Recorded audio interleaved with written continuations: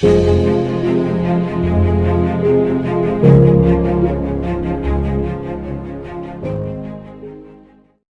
اللہ الرحمن الرحیم۔ السلام علیکم محترم ناظرین، یہ بات پاکستان بننے سے پہلے کی ہے کہ ایک مولوی صاحب نے جمعہ کے خطبہ کے دوران اپنی آپ بیتی سنائی۔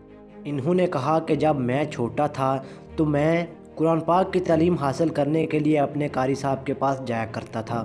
وہ قاری صاحب مسجد میں ہی ایک کمرے کے اندر رہا کرتے تھے، ان کا باہر کوئی گھر بار نہیں تھا۔ یہ کہتے ہیں کہ جب بھی میں مسجد میں قرآن پاک کی تعلیم حاصل کرنے کے لیے جاتا تو وہ قاری صاحب کو اس کمرے کے اندر پاتا۔ ایک دن اس نے سوچا کہ کیوں نہ میں قاری صاحب کو دیکھوں کہ وہ اپنے کمرے میں کر کیا رہے ہوتے ہیں۔ یہ دروازے کے قریب گئے اور اندر ایک سراغ سے دیکھنا شروع کر دیا۔ انہوں نے دیکھا کہ قاری صاحب بہت سارے سکوں سے کھیل رہے ہیں، وہ سکوں کو اچھال رہے ہیں اور پیسے میں بہت زیادہ مگن ہو چکے تھے۔ تھوڑی دیر بعد انہوں نے یہ سب پیسے اکٹھے کیے، ایک بوری کے اندر رکھ کر اسے زمین کے اندر دفنا دیا۔ 2-3 دن ایسے ہی یہ بچہ ان کو دیکھتا اور وہ ایسے ہی بوری نکالتے، اس سے سکے نکال کر کھیلنا شروع ہو جاتے۔ ایک دن قاری صاحب کی طبیعت بہت ہی نازک ہو چکی تھی۔ قاری صاحب نے اس بچے کو بلایا اور بازار سے مکھن لانے کے لیے کہا۔ یہ بچہ بہت حیران ہوا کہ پہلے تو کبھی ایسا نہیں ہوا کہ قاری صاحب ہمیں کہیں کہ بازار سے مکھن لے کر آؤ، تو میں دیکھتا ہوں کہ اب قاری صاحب اس مکھن کا کیا کریں۔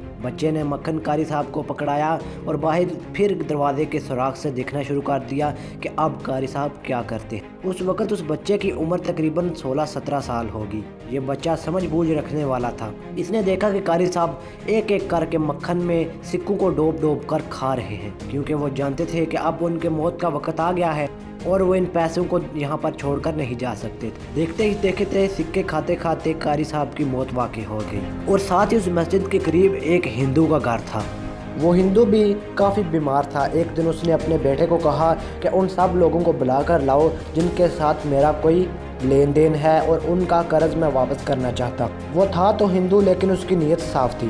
ادھر قاری صاحب کی موت ہوئی اور وہاں قرض اتارنے کے بعد اس ہندو کی موت ہو گئی۔ اس ہندو کو مرگٹ کے اوپر جلا دیا گیا اور ساتھ ہی ساتھ قاری صاحب کا جنازہ پڑھ کر ان کو قبر کے اندر دفنا دیا گیا۔ اسی رات اس 16-17 سال کے بچے کے ذہن میں ایک ترکیب آئی۔ اس نے سوچا کہ کیوں نہ میں قبر کو کھودنے کے بعد قاری صاحب کے پیٹ سے وہ سارے سکے نکال لوں، اور اب تو وہ سکے کسی نہ کام کے ہیں اور میرے کام آ جائیں گے۔ وہ رات کو گیا، بنا ڈرے اس قبر کو کھودنا شروع کر دیا۔ کھودتے کھودتے اچانک اس قبر کے اندر سے آواز آئی، جو چیز تم یہاں ڈھونڈنے آئے ہو وہ تمہیں یہاں نہیں ملے گی، بلکہ مرگٹ جہاں پر ہندوؤں کو جلایا جاتا ہے وہاں پر ملے گی۔ وہ بچہ پہلے تو بہت ڈر گیا، لیکن اس نے سوچا کہ میں جا کر دیکھوں تو صحیح وہاں ہے کیا۔ یہ کوئی کہانی نما بات نہیں بلکہ ایک سچائی پر مبنی واقعہ ہے، اور پاکستان بننے سے پہلے کا واقعہ ہے کہ جب سکے اور اشرفیاں وغیرہ چلا کرتی تھیں۔ خیر، بچے نے قبر سے آواز سنی، اس وقت ڈر کر وہ گھر بھاگ گیا، لیکن صبح ہی اس نے سوچا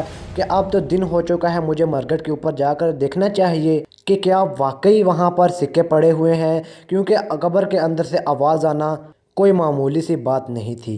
دن کو بچا گیا اور وہاں جلنے کے بعد جو لاسٹ پر ایش بچ جاتی ہے اس کے اندر ہاتھ مارنے لگے اور ڈھونڈنے لگے۔ ہاتھ مارتے مارتے انہوں نے دیکھا کہ بہت ساری اشرفیاں جلی ہوئی انہیں ملی، اور ساتھ ہی ساتھ ان کے سکے بھی۔ بچہ بہت حیران ہوا کہ قاری صاحب کو تو جنازے کے بعد دفنایا گیا ہے، تو پھر یہ سکے مرگٹ پر کیسے آئے۔ یہ بات اس لڑکے نے کسی عالم دین کو بتائی اور پورا واقعہ سنایا، اور عالم دین نے یہ مشورہ دیا کہ جا کر جس جگہ قاری صاحب کی قبر کھودی تھی اور اس قبر کے اندر قاری صاحب کو دفنایا گیا تھا، اس قبر کو دوبارہ کھودا جائے اور اندر دیکھا جائے کہ اندر کسے دفنایا گیا ہے۔ سب لوگ اس رائے پر متفق ہو اور جا کر قبر کھودنے لگے۔ قبر کھودی تو دیکھتے کیا ہیں کہ اس قبر کے اندر اس ہندو کی لاش پڑی ہوئی ہے۔ یہیں سے سب کو پتہ چل گیا کہ یہ سب کام اعمال کی وجہ سے ہو رہے ہیں۔ ہندو کا مذہب بے شک دوسرا تھا، اس کی نیت صاف تھی۔ اللہ پاک بھی فرماتا ہے کہ میں اپنے حقوق معاف کر سکتا ہوں،